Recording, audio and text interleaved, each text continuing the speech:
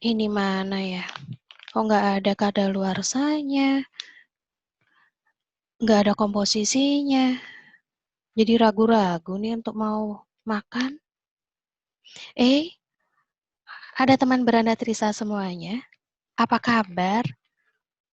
Teman beranda Trisa, episode kali ini akan membahas tentang pentingnya label dalam suatu produk kuliner. Hadir bersama kita pada hari ini adalah Mas Aditya Dedi dari Emoji. Selamat sore Mas Adit. Selamat sore Mbak.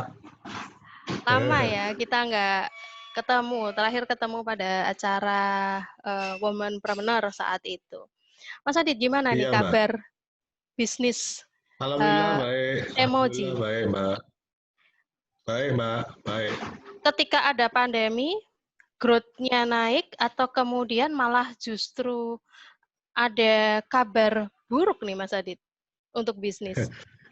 Ya, jadi pandemi ini kalau ngomong sebagian besar masyarakat dunia sebagai virus yang menakutkan, di pihak kami di Emoji itu sebagai berkah yang cukup menjanjikan.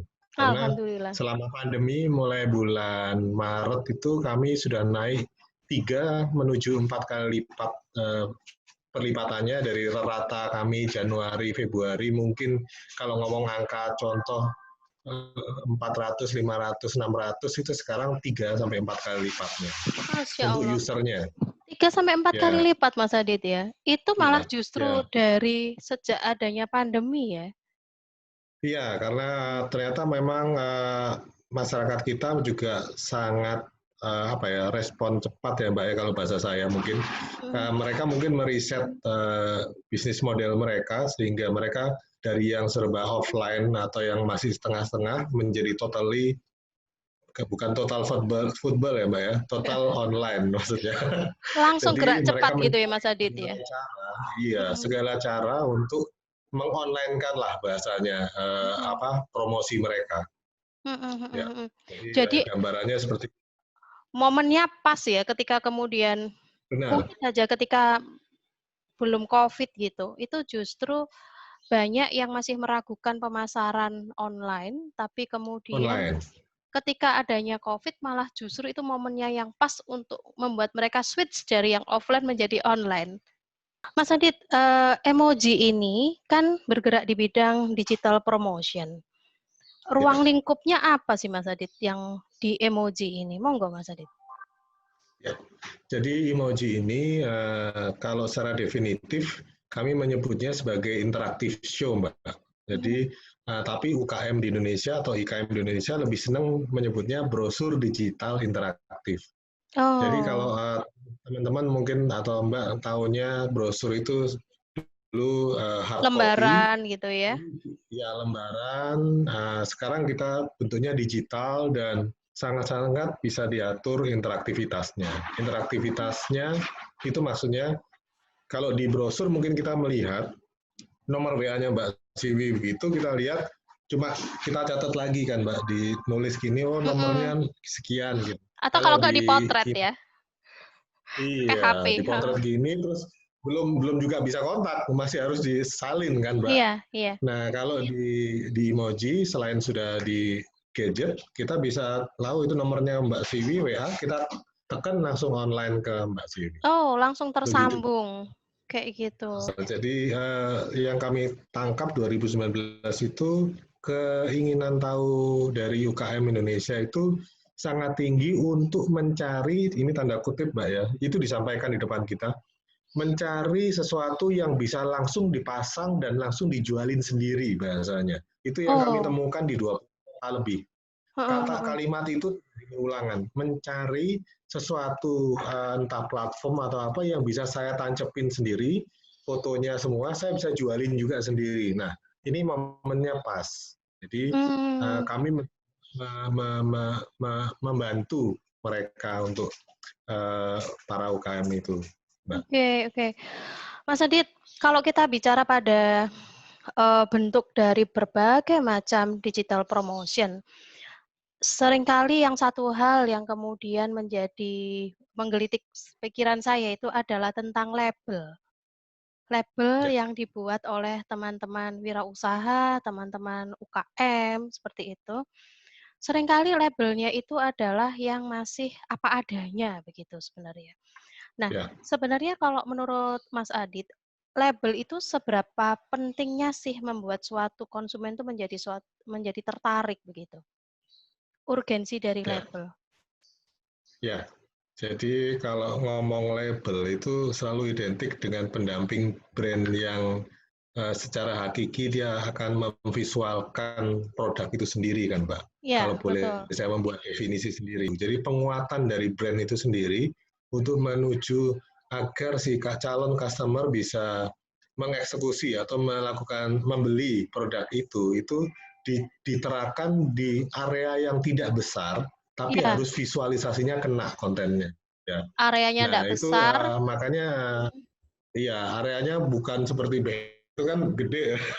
Kalau betul. ini kemasan kan kecil gitu, cenik-cenik gitu. Jadi nah ini kita harus gimana mempunyai tips karena label kemasan produk itu terdetek oleh calon customer dan yang penting nggak cuma di tag tapi dibeli. Memutuskan untuk Akhirnya si melakukan pembelian. customer-nya memutuskan membeli.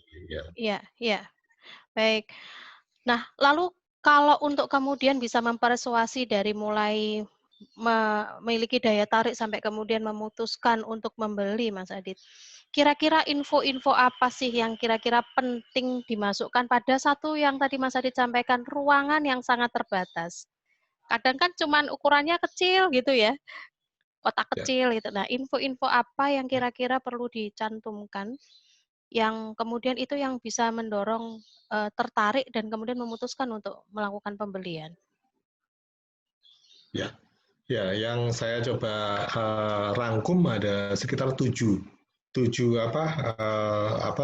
keharusan dari label itu sendiri, Mbak.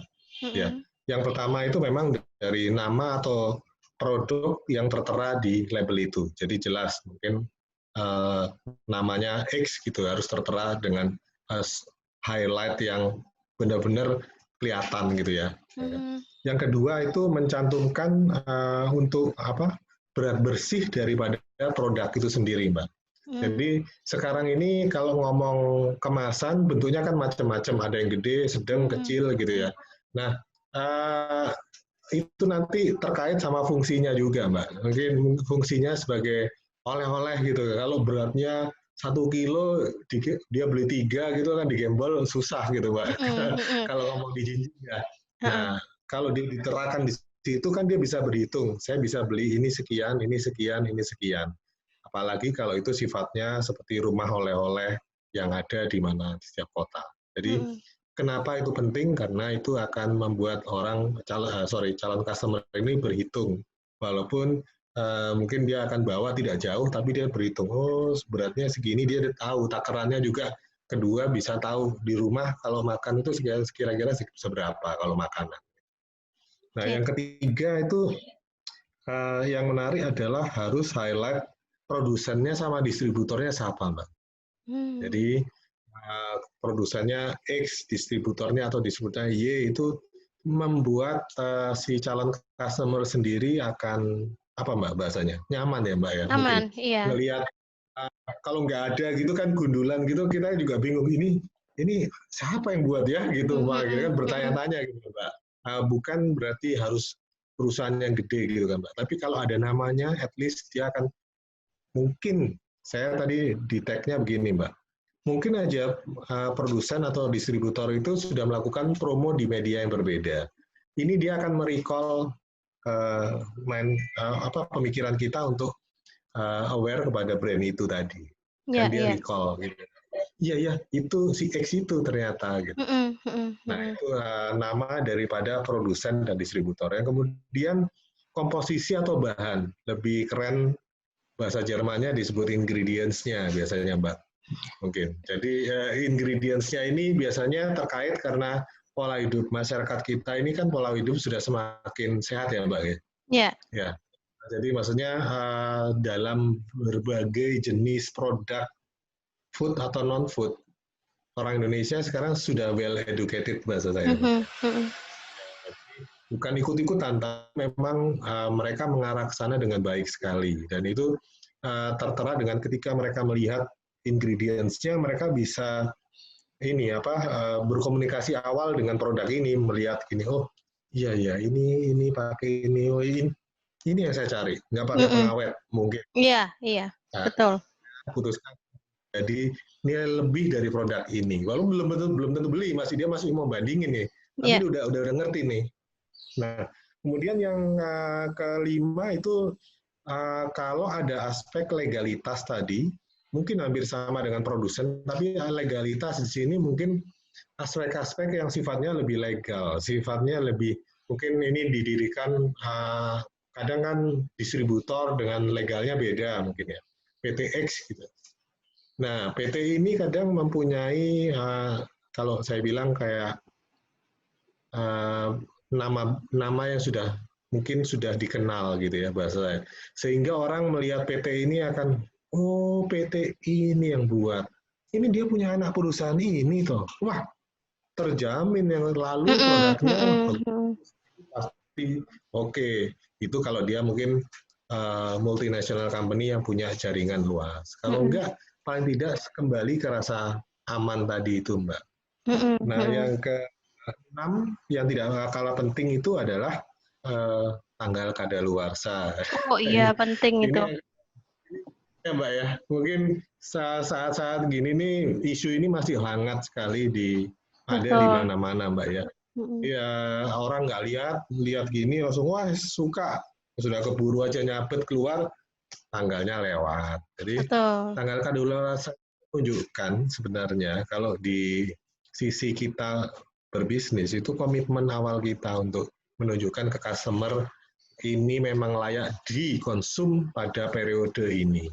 Jadi kalau di luar periode ini Tidak terjamin. tentunya tidak terjamin. Betul. Jadi ini sebenarnya kalau saya baca bersama teman-teman packaging kami diskusi lalu itu memang memastikan ya ada rasa amannya, tapi juga memastikan bahwa ini bentuk komitmen kami dengan produk ini. Iya. Nah, yang ketujuh mungkin yang last but not least, mungkin ini kode produksi ataupun kode-kode yang bersifat mensupport dari produk ini, mungkin PIRT, BPOM, mungkin dan sebagainya, ya halal, label halal. Karena menarik sekali, sekarang ini makin orang aware. Kalau dulu mungkin enggak ya, Mbak. Ya. Tapi sekarang ini saya menemukan di setiap pameran ataupun produk mereka itu agak lama itu ternyata mencari logo-logo itu mencari itu tadi ini udah lolos BPOM enggak ya? Aduh kadang keluarganya itu masih diskusi ini kau no PRT-nya kau no BPOM-nya gitu. Ya, ya, ya. Tapi maksudnya itu menjadi isu yang menarik di antara intern organisasi terkecil ini tadi, Mbak, untuk memutuskan ini tadi. Nah, ini menarik. Termasuk itu juga ya, Mas. Termasuk mungkin itu juga ya, Mas Adit, tentang penggunaan plastik.